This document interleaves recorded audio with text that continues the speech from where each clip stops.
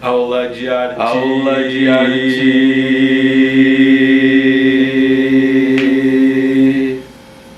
Aula de arte com o professor Didier.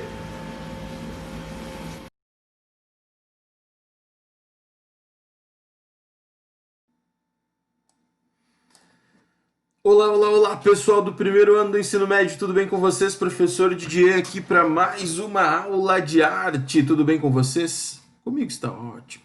Então, turma, olha só. Semana passada eu mostrei para vocês o barroco, alguns quadros do barroco, e o neoclassicismo, alguns quadros do neoclassicismo, certo? Falei das características desses dois movimentos.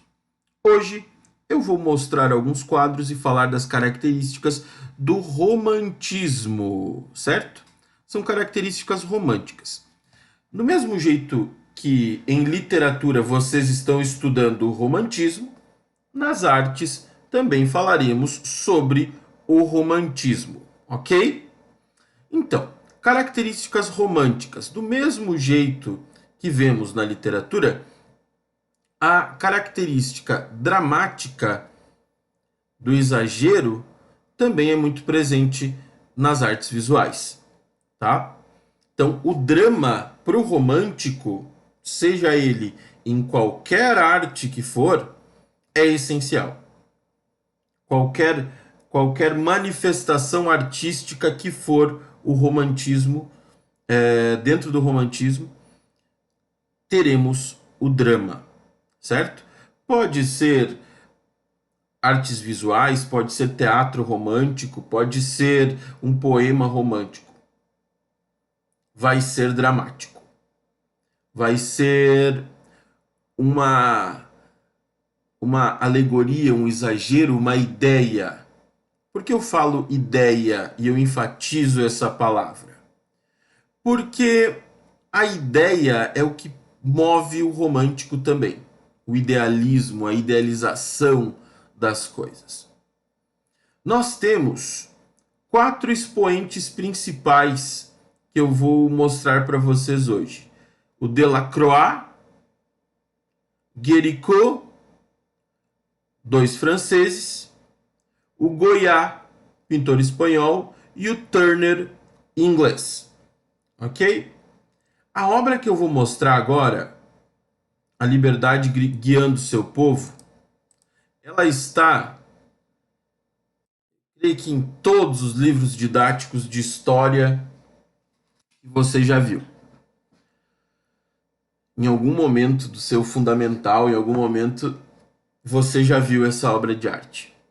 Porque ela fala da Revolução Francesa, certo? Essa mulher ao centro, ela é a personificação da liberdade. Ela é uma alegoria. O que é personificar? Criaram uma personagem para a liberdade.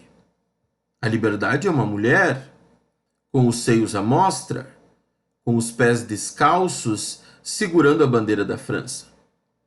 Por mais que esse quadro tenha sido pintado em 1830, e vocês sabem muito bem que a Revolução Francesa ocorreu muito antes disso, ele representa esse ideal do poder do povo. Nós temos aqui vários detalhes do quadro que são interessantíssimos. Vou mostrar alguns. Primeiro, né, a gente vê os seios à mostra. Eu gostaria de mostrar para vocês a expressão desse menino ao lado da liberdade, com as 2 armas na mão. Ele não tem medo, ele não tem hesitação também. Ele é livre. O braço para o alto simboliza essa liberdade, a luta dessa liberdade, por essa liberdade. Notem que o braço esquerdo dele também, segurando outro revólver, é meio deformado. Essa é uma outra característica. A ideia é mais importante que o desenho. para o período romântico. É mais importante simbolizar alguma coisa do que a preocupação com a perfeição, que vocês viram que nos movimentos anteriores era mais importante, principalmente no neoclassicismo, aquela perfeição formal, certo? Alguns lugares interessantes para a gente analisar aqui então. Olha só. A bandeira tremulando nas mãos da liberdade. O céu tempestuoso, o céu caótico. É uma coisa bem interessante também. Os pés livres. O jogo aqui embaixo de luz e sombra, o claro e escuro causando profundidade. As sombras bem feitas. Então, alguns lugares do quadro têm uma preocupação formal maior que outros. Por exemplo, aqui na calça desse homem, desse soldado abatido, temos uma preocupação formal em relação à sombra e à luz, diferente do braço do menino, que é bem imperfeito, certo? É interessante observar que ocorre uma repetição de cores na roupa desse personagem aqui, que admira a liberdade de perto. Ele admira, ele não crê no que está vendo, ele está estarrecido de ver a liberdade, de contemplar a liberdade. E nele nós temos as cores da bandeira da França. Uma questão bem interessante de ser observada. Esse é um quadro romântico, que não tem a ver com o amor romântico, e sim com um amor pela pátria.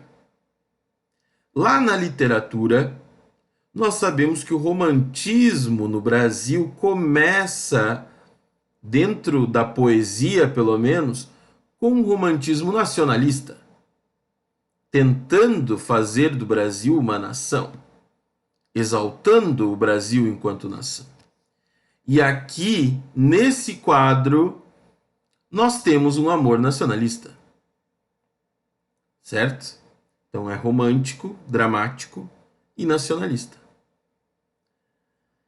Outro quadro muito famoso dentro do romantismo, agora do Théodore Géricault, é A Jangada do Medusa. Aqui nós vemos esses corpos mortos no mar. Uma jangada construída com destroços de um navio. O que foi o Medusa? O Medusa foi um navio mercante. Seu capitão foi indicado por família e não por experiência. E eles acabaram naufragando. E tiveram que viver durante muito tempo no mar, nesses destroços do navio. Eu quero chamar a atenção pela magnitude desse quadro. São 7 metros de largura por quase 5 metros de altura. O quadro da Liberdade, ele tem 2 metros de altura e 3 metros de largura. Esse quadro é muito maior e mais impactante na questão drama. Porque eles tiveram que viver durante muito tempo e esses corpos que eles estão segurando aqui acabaram servindo de alimento para eles. Eles praticaram canibalismo para sobreviver. Esse céu, de um lado caótico e do outro lado luz, provoca uma sensação de esperança, de que eles sairão dessa situação. Mas é um quadro muito dramático, certo? Então, aqui nós temos um quadro idealista, idealizado, da liberdade, mostrando todo o contexto de nacional, né? De superação do povo, do poder do povo. Um quadro alegórico, personificando a liberdade. E aqui um quadro, né, essencialmente dramático, com um céu lindo e poético, né, mostrando o caos, a tristeza. Esse então é o Guericó, outro francês. Esse aqui é um outro quadro, 3 de maio de 1808, por mais que o quadro tenha sido feito em 1814, mostra a invasão das tropas napoleônicas à Espanha. Goya, Francisco de Goya, pintor espanhol, nesse quadro noturno, ele cria uma fonte de luz com uma lanterna aqui ao centro para mostrar um pelotão de fuzilamento, mostrando assim um fato histórico ocorrido, a invasão de Napoleão à Espanha, matando geral, certo? Nós temos esses soldados que vão executar essas pessoas. Temos um corpo já no chão, todo ensanguentado, pessoas desesperadas que vão morrer, e esse homem com as mãos abertas, mãos imperfeitas abertas, lembrando que eu acabei de falar, que a emoção, a ideia prevalece sobre o desenho. Novamente um quadro dramático, um pelotão de fuzilamento, né? E agora na Espanha. 2 quadros franceses, um quadro espanhol. E por último, quero destacar o Turner. O Turner, que vai dar emoções a paisagens. Aqui nós temos o exagero.